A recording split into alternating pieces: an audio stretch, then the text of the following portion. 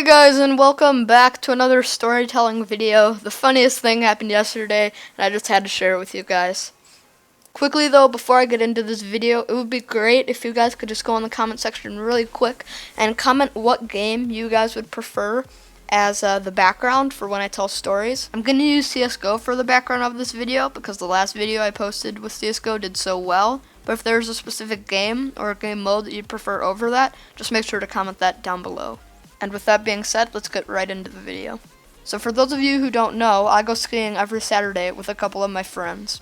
We take a bus out with a bunch of other kids that are signed up for the same program as us, and we usually get there about 8 or 9 o'clock. Once we get there, they let us go free, so we can basically ski or do whatever we want on the mountain. So the story really starts right after lunch. So it was about 1:30 in the afternoon, and our bus picks us up at 2:45. Two of my friends went down and got ready to get on the bus, while me and two of the other guys stayed up on the mountain. To keep their identity secret, we're going to call one of them Ernesto, and the other is going to be, we'll call him Juan Pablo. So we decided we were just going to do a run called State Line before we ended up heading down. Keep in mind guys, this was the steepest run on the mountain. We skied down it about 2 or 3 times until Ernesto came up with a great idea. Ernesto wanted to have a 3-way race. We set the end point of the race about 10 feet from the fence, right next to a big icy patch. When we first started the race, me and Juan Pablo didn't take it very seriously, but Ernesto obviously wanted to win. Ernesto was in a tuck position, flying straight down the mountain. He was probably going like 30 or 40 miles an hour. Me and Juan Pablo were just chilling in the back, turning every now and then, but we were nowhere near Ernesto. When we had gotten about halfway down the mountain, we realized that Ernesto was going way too fast. That's when 2 men in black suits jumped out and grabbed Ernesto and took him away into the trees. Nah, I'm just joking with you guys, that's not what happened. Even if there were 2 men in black suits, I don't think they would have been able to catch up to Ernesto, he was going so fast. When he got down the mountain, he tried to stop, but there was no stopping, he was going way too fast.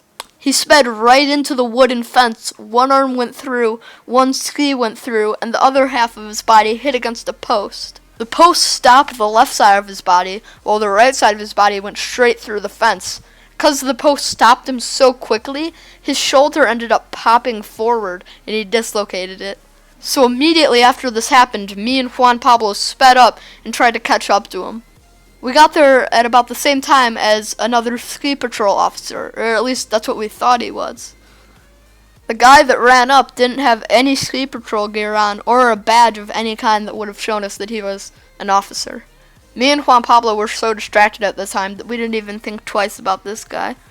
Ernesto was stuck face first on the ground with his dislocated shoulder tucked under his arm when this guy came over.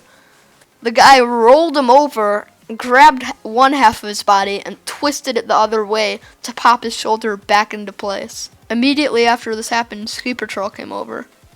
This guy then went on to explain how he was a so-called doctor or something of that sort and how he was qualified to do what he did.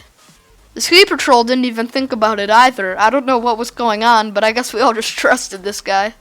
He did have to walk away with a splint on his arm, but once we got back, about 3 or 4 hours after this had happened, he ended up taking it off.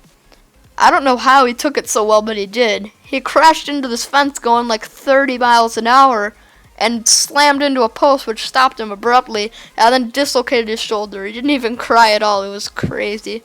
It all happened so fast too. Afterwards he said he didn't even remember hitting the wall because he was going so fast. The whole thing was just so weird.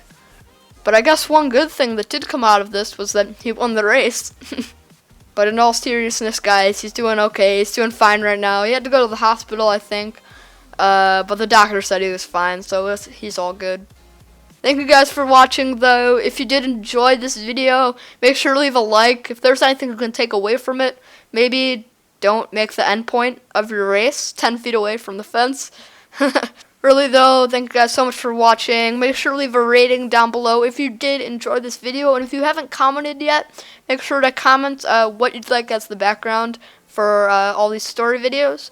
And I'll see you guys tomorrow. Peace out, guys.